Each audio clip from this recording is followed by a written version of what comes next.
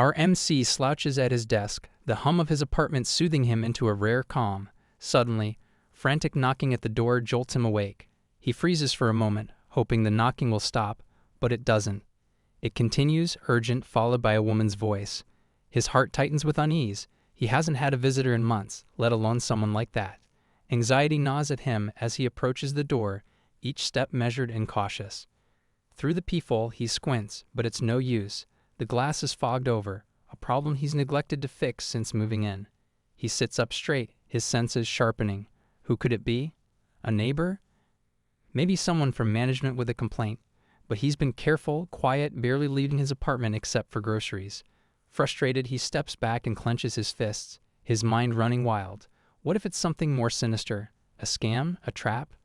The possibilities pile on, each more outlandish than the last. Reaching into a drawer, he grabs the can of pepper spray. His grip tightens around it as he takes a steadying breath.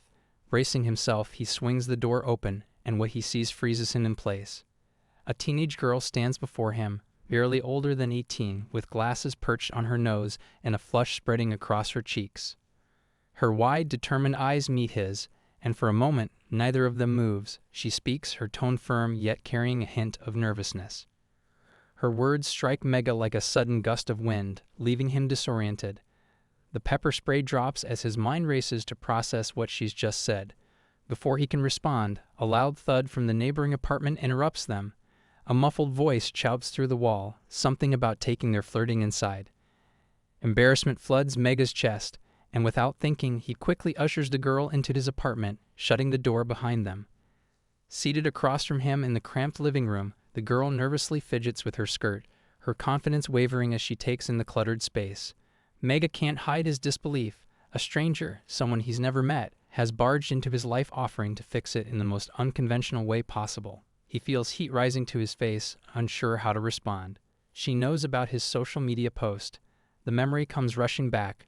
One late night, drowning in frustration, he'd vented online about his loneliness and lack of purpose. A fleeting moment of vulnerability, forgotten as quickly as it was written. The girl's gaze doesn't waver as she explains how she found him. She confesses that she's been following him online for a while. His posts, she says, felt genuine and raw, like a cry for help she couldn't ignore. Her concern grew when she saw his recent update, and she couldn't just stand by. Her part-time job happened to be nearby, so she decided to track him down after her shift. Mega stares at her, dumbfounded. Words stick in his throat as he listens, trying to piece together the absurdity of the situation. He recalls his anonymous social media account, Mega Donkey, where he occasionally posted rants, jokes, and the occasional selfie. It had amassed a modest following, but he never imagined anyone would care enough to take action like this. The girl shifts on her feet, her cheeks flushing even deeper as she continues. If his hopelessness stems from being single, then she'll solve it. Her solution is simple, almost absurdly so. She offers to be his girlfriend. The words hang in the air, heavy and surreal. As if the situation couldn't get stranger, the girl shifts topics. She's noticed his eating habits through the mundane pictures he posts. Instant noodles and pre-packaged meals, nothing fresh or nutritious. She tells him that's going to change. From now on, she'll cook for him. The declaration is so matter-of-fact that it leaves him stunned. Mega can't help but ask the obvious question. How did she even know where he lived? Her response only deepens the strangeness of the encounter. She admits to following him after work, her voice dropping to a sheepish mumble. She didn't mean to be creepy, she says. She just wanted to make sure he was okay. He raises an eyebrow at the admission. The word stalker slips into his thoughts unbidden, though he doesn't voice it. Instead, he leans back, trying to make sense of everything. He excuses himself to the bathroom with his racing thoughts. Mega tries to unravel the mystery of the girl who suddenly entered his life. Someone so beautiful, he thinks, must have more important things to do. Her confession feels suspicious. Why would someone like her fall for someone like him? Searching SNS, he finds her account, Neen. Seeing the cuteness of the account, he is flustered and taken by surprise. He looks at the comments and likes, and is even more surprised to discover that she is a big fan of his. She liked all of his posts, and had even been following him. Among the cute and romantic comments on his posts, Mega notices one where he has mentioned liking sushi, and she commented that she liked him. After witnessing this evidence, our MC is now lost in thought once again. Slowly he returns to his room, his mind swirling with thoughts, and the primary source of his confusion being how someone as beautiful as her could fall for him. As he tries to organize his thoughts, he steps into his room, apologizing in his mind for leaving her all alone earlier. He thinks it is against etiquette and proper manners. However, all notions of mannerism and etiquette fly out the window when he looks up and sees what she is doing. To Mega's surprise, he comes back to find Neen going through his belongings as if she knows exactly what she is looking for. Shocked, he feels a surge of irritation but holds himself back. In a tone that is harsh but not overly aggressive, he asks her why she is going through his things. Neen panics and explains she was looking for a manga he mentioned on his SNS that had left a strong impression on her. Finally, Mega asks her the question that has been on his mind. How in the world does she even know about his house? Neen, embarrassed, confesses once again that she has been stalking him after her part-time job ends. Her reply jogs his memory. She has indeed mentioned this before. Now he realizes that she has been following him to his house. Before he can come up with another question to ask her, Neen interrupts him and asks if she can tell him her story. At this, our MC feels confused. What now? He thinks, as her sudden shift in behavior leaves him off balance. Neen begins to share her story, her voice tinged with sadness. She explains how dull her life has been, living without any friends even after entering university. Despite her efforts to study, her shy and introverted personality makes it difficult for her to talk openly with others. Even doing a part-time job feels like a heavy restraint on her life. However, she says, things begin to change when she found Mega-san on SNS. She recalls that the first time she sees his SNS is during a hair treatment appointment. He has posted about how people have drifted away from natural hair, opting instead for dye and other treatments. At first, she is surprised by his posts, which seem random and oddly ominous. At the time, he doesn't have many followers, but there is something unique about his content. Over time, those posts become a change of pace for her, a source of balance and peace in her life. Slowly but surely, Mega becomes an integral part of her world, which is why she really. Before she can finish her sentence, Mega's phone buzzes with a notification. It is a cancellation notice. Distracted, he glances at it while Neen continues speaking. She confesses her feelings to him, her voice filled with emotion. Despite being a NEET, Mega still has some sense of responsibility and logic. As she completes her confession, he apologizes and declines her. Neen is visibly surprised, her eyes filling with questions. Mega begins to explain his reasons, his tone filled with honesty and self-awareness. It isn't that he doesn't like her, but rather that he doesn't feel he deserves her. He admits that he is still living off his parents' money for his education and other expenses. He doesn't have a part-time job and spends most of his time on his phone and gaming instead of contributing to society. He has never been lucky in love and is still a virgin. Dating is completely foreign to him, and he has no experience. As he speaks, he reveals all the reasons he has prepared in his mind to make her understand why she shouldn't go out with someone like him. After he finishes, Mega remarks that the day feels like a dream. Assuming that beautiful girl is gonna confess to him, it's unbelievable. However, his dream bubble bursts when Neen starts talking about herself. She reveals that she too is a virgin. She spends most of her time at home on SNS and admits to neglecting fashion and hair trends. He is even more surprised now, realizing how similar they are, even in their flaws. Neen continues, explaining that she knows all of this about him and still accepts him wholeheartedly. It is because of his nature that she likes him, and it is why she has gathered the courage to come to him directly to confess her feelings. What she wants now is for him to stop thinking of himself as hopeless and to abandon his thoughts of worthlessness. For that, she is willing to become Mega Neen. Hearing this, he is shocked. He unconsciously mutters her words in confusion. Neen, noticing his reaction, asks if she has said something wrong. Mega replies absent-mindedly, saying she is calling him Mega like it's his first name. Neen, now embarrassed, asks, "Wasn't it Mega Donkey?" Meanwhile, our MC's imagination goes wild. He pictures a marriage ceremony, her calling his name in such a way that feels like they are already married. Mega's thoughts spiral further into the future, imagining having children with her. He wonders what they would tell their kids about how they met. Would they even believe it? He thinks while feeling embarrassed. In a desperate attempt to steer the conversation away, Mega blurts out a darker secret. He once made pasta in a kettle. He pauses and thinks, did he really just say that? But her warm smile and playful tone catch him off guard. She confirms she's seen it, leaving him blushing furiously. Already self-conscious about his quirks, he feels mortified by her acknowledgement of something so embarrassing. Covering his ears, he groans, desperate to block out her words and escape the moment. Sensing his discomfort, Neen quickly softens her tone. She reassures him, saying it's fine. She explains that everyone has their quirks and launches into a candid account of her own struggles, letting laundry pile up, skipping proper meals, and constantly tripping over her feet. Her openness paints a vivid picture of someone inherently clumsy and chaotic. Takano stares at her in disbelief. Here's this sweet, pretty girl, someone he thought was leagues above him, admitting her flaws so freely. She's not judging him for his oddities, she's sharing her own.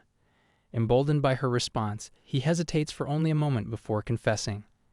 If that's true, would you consider going out with me? The air between them feels electric as Neen's cheeks flush red. She looks at him in surprise, but her radiant smile quickly puts him at ease. He reveals his true name, Takano Shoei. He can hardly believe what he's hearing. His heart races, and for the first time in what feels like forever, he allows himself to feel hopeful. They fall into an easy rhythm after that, sharing dreams and teasing each other about their quirks. Neen tells him her name's origin, written to mean politeness, repeated for emphasis, and Takano explains his own, though he quickly gets embarrassed by his overcomplication. Takano chuckles, promising to send her a message later with the details of how his name is written. Neen laughs in response. As they walk, Neen's skirt gets stuck. She lets out a startled yelp, stumbling forward, but Takano reacts instinctively and catches her. They both end up in an awkward tangle, and from a distance, it might look like he tackled her. Flustered, he scrambles to his feet, his face burning. He nervously asks if she's okay. Neen brushes herself off, completely unfazed. Looking up at him with shining eyes and a rosy blush, she thanks him softly. Her gaze makes Takano feel like a hero, something he's never experienced before.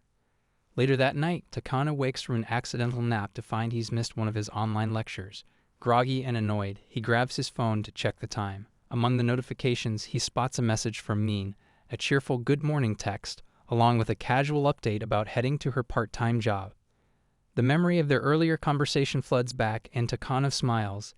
It feels surreal. He rereads her text, realizing with growing excitement that this isn't a dream.